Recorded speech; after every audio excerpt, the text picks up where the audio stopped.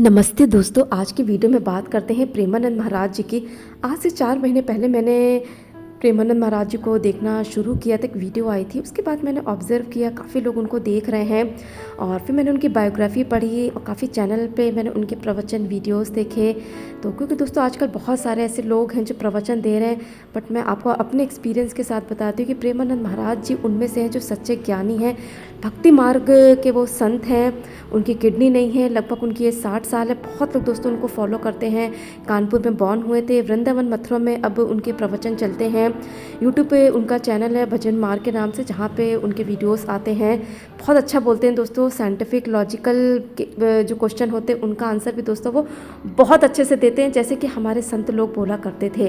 तो दोस्तों आज मैं उनके कुछ विचारों के बारे में बात करती हूँ।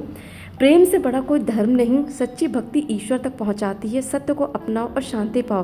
दोस्तों इस तरह के वचन हमारे जीवन के कठिन क्षणों में बहुत मदद करते हैं। प्रेम से बड़ा रियली दोस्तों कोई रिलीजन नहीं है। जहाँ पे प्रेम और करुणा नहीं है दोस्तों, वो धन बिल्कुल बेकार है ना। पर आज बहुत कम लोग हैं जो प्रेम कंपैशन दिखाते हैं दूसरों के प्रति। और दोस्तों सच्ची भक्ति हमें ईश्वर तक पहुंचाती है कि जैसे मीराबाई जी, कबीरदास जी, रैदास जी हो गए, इस तरह के जो संत लोग थे वही दोस्तों ईश्वर तक का सच्ची मायने में पहुंच पाए थे। और आज के समय बहुत कम लोग हैं और हमें शांति भी मिलती है।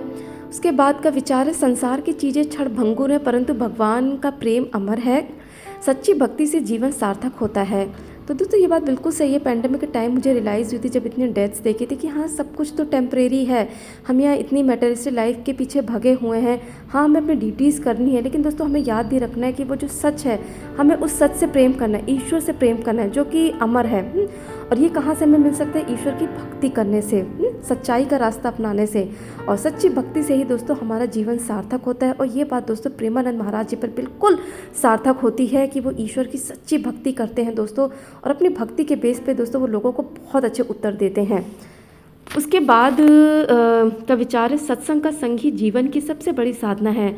तो दोस्तों सत्संग की बात हर जगह की जाती है। आजकल तो हाँ सत्संग बहुत कम होता है, पर लेकिन हाँ दोस्तों जहाँ सत्य की बात हो रही वहाँ का संग करो। बच्चों को भी दोस्तों जहाँ सच्चाई की बात हो रही है, संतों की वाणी हो रही है, वो हमें सुनानी चाहिए। दोस्तों जब हम सुनते रहते हैं ना, तो वो हमारी लाइफ में बहुत ज़्यादा हेल्पिंग होती है। और यही जीवन की सबसे बड़ी साधना होती है कि सत्संग का हमने संग किया, अपने जीवन को संवारा। हमारे बच्चे हो गए, हमारे आसपास के लोग हो गए, उनकी लाइफ में कोई डिफ़िकल्टीज़ आई दोस्तों, तो हमने उनकी हेल्प की। तो दोस्तों ये जो गुरु नानक जी, मीराबाई जी, कबीर जी के भजन आज भी इतने सार्थक क्यों हैं? क्योंकि उनमें सच्चाई बहुत थी। उन्होंने दोस्तों ईश्वर की सच्ची भक्ति की थी। और अगला विचार इसी से रिलेटेड है, सच्चे हृदय से प्रभु को स्मरण करना ही भक्ति है। तो दोस्तों इसीलिए हमें ईश्वर की जो भक्ति करनी चाहिए, उनका धन्यवाद देना चाहिए कि उन्होंने हमें ये जीवन दिया, हमें इतना कुछ दिया धरती पर। तो इसीलिए दोस्तों हमें मतलब हृदय की गहराइयों से ईश्वर को स्मरण करना चाहिए, उनको याद करना चाहिए। और यही दोस्तों हमारी ईश्वर के प्रति सच्ची भक्ति होती है। बहुत कम लोग होते हैं दोस्तों जो आज के समय में सच्चे हृदय से ईश्वर की भक्ति करते हैं। बट इसीलिए होता है कि दोस्तों हमें अपने स्वामी को, संतों लोग को सुनना चाहिए और सत्संग का संग करना चाहिए। सत्य केवल वही है जो अनुभव से जाना जाए। ये बात तो दोस्तों हमारा विज्ञान भी कहता है, हमारे संतों ने बोला, और ये मेरा खुद का भी मानना है। वही बोलो जो तुम्हारे अनुभव की बात हो। आजकल के टाइम पे कितने ज़्यादा इस तरह के बिलीफ है ना, जो अनुभव में नहीं है लेकिन लोग प्रीच किए जा रहे हैं, लोग बोले जा रहे हैं। तो आप वही बोलिए दोस्तों जो आपके अनुभव से जानी जा रही हो। ये बात हमें अष्टांग फिलॉसफी भी बताती है, केवल अपने अनुभव की बात करो। और यही बुद्ध भी कहते थे, अगर मुझे खट्टे मीठे की पहचान करनी हो तो वो कहाँ से आएगी? मेरे अनुभवी से तो मैं बता पाऊँगी किसी को ये खट्टा है, ये मीठा है। तो दोस्तों अपने अनुभवी की कोई बात हमें कहनी चाहिए। और सत्य वही ही होता है जो केवल अनुभव से जाना जाए। बाकी सारी बातें जो होती हैं वो बेकार की बातें होती हैं। इसीलिए हमें कोशिश करनी चाहिए कि हर एक चीज़ को एक्सपेरिमेंट करें, एक्सपीरियंस करें, तब वो दोस्तों हम आगे उस बात को शेयर करें। ध्यान हमें सत्य और शांति की ओर ले जाता है। ये बात दोस्तों मैंने ओशो वाले वीडियो में बताई थी कि मेडिटेशन आज की ज़रूरत है दोस्तों। ये भगवान बुद्ध ने भी बताई थी और तब से आज तक चली जा रही है, क्योंकि कहीं ना कहीं हम सब परेशान हैं अपनी ज़िंदगी में। और मेडिटेशन दोस्तों हमारी हेल्थ को बहुत सपोर्ट करता है, शांति मिलती है। मेरे खुद की लाइफ का एक्सपीरियंस है। सांसों का ध्यान दोस्तों हमें बहुत ही रिलैक्सेशन देता है।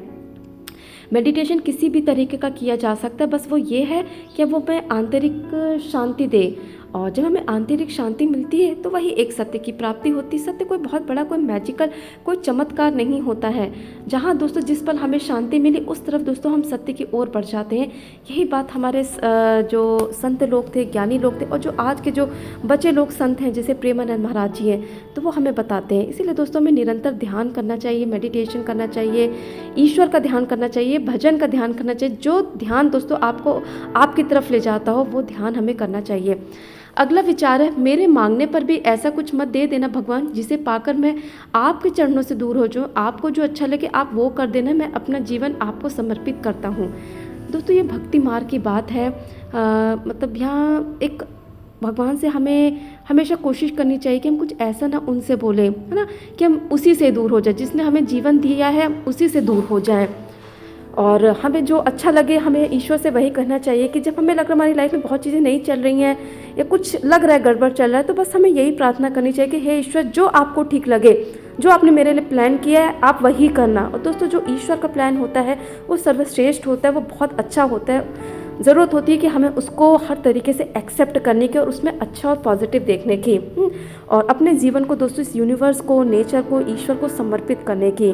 तो दोस्तों इसीलिए ये बहुत गहरी बात है, और हम जो भी मांगे वो बहुत सोच समझ के, बुद्धि और विवेक के साथ मांगे, और मेटेरियलिस्टिक वर्ल्ड में हम इतना ना खो जाएं या इतना कुछ ना हमारे पास हो जाए कि जहाँ से वो चीज़ें आ रही हैं हम उसे ही भूल जाएं।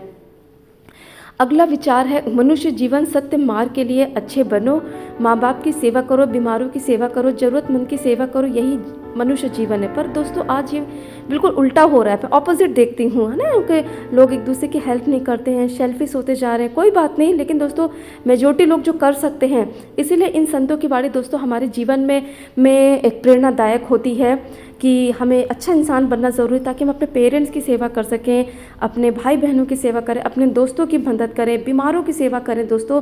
और कोई भी हमें लगता है कि ज़रूरतमंद है, उसकी मदद, उसकी हेल्प आप सेल्फिशलेस होकर के कर सकते हैं दोस्तों। यही मनुष्य जीवन है। मनुष्य जीवन कोई बहुत बड़ा मैजिकल जीवन नहीं होता है। मनुष्य जीवन मिला ही है हमें मनुष्यता करने के लिए।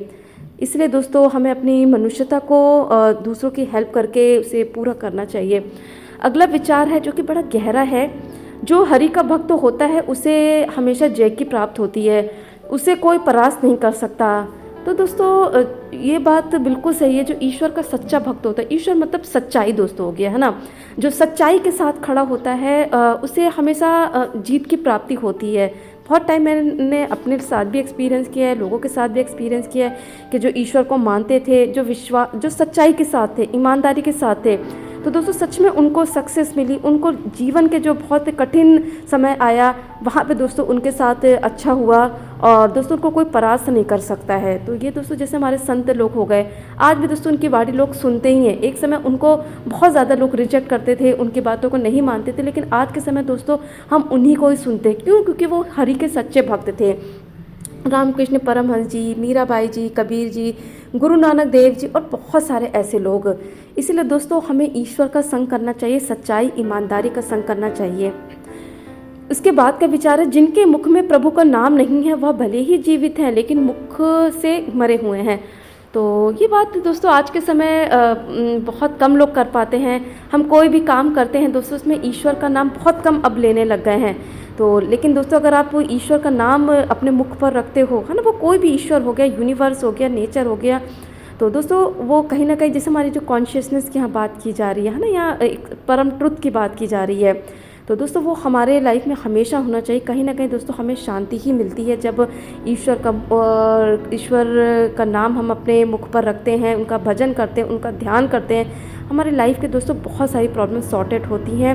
विज्ञान चाहे से माने ना माने, लेकिन मेरा टेक्नोलॉजी में होते हुए मैं इस बात को बिल्कुल बोलूँगी कि दोस्तों ईश्वर का नाम हमें लेते रहना चाहिए। दोस्तों ये थे कुछ विचार प्रेमानंद महाराज जी के। लोगों को उनको सुनना चाहिए। जीवन के डिफ़िकल्ट टाइम में इस तरह की बातें, इस तरह के विचार हमें बहुत मदद करते हैं। यूट्यूब पर उनका चैनल भजन मार्ग के नेम से काफ़ी सारे वीडियोस हैं, काफ़ी पॉपुलर हो रहे हैं। प्रेमानंद महाराज जी बहुत खुशी के साथ दोस्तों वो लोगों के उत्तर देते हैं, थोड़े अलग से लगते हैं लेकिन दोस्तों बहुत अच्छे उत्तर देते हैं। लोग उनसे साइंस से रिलेटेड भी क्वेश्चन पूछते हैं तो दोस्तों बहुत अच्छे वो उत्तर देते हैं। साइंस और भक्ति के में जब लोग डिफरेंस पूछते हैं तो इनको दोस्तों आप लोग फॉलो कर सकते हैं, देख सकते हैं। फैमिली मेम्बर्स को भी दोस्तों आप इनके वीडियोस भेज सकते हैं, क्योंकि मैंने इनको 4 महीने देखा है, ऑब्ज़र्व किया है। रियली वो बहुत अच्छा सच्चा ज्ञान दे रहे हैं। तो आशा करती हूँ दोस्तों आपको इस वीडियो से इंस्पिरेशन मिली होगी। वीडियो को देखने के लिए बहुत बहुत धन्यवाद।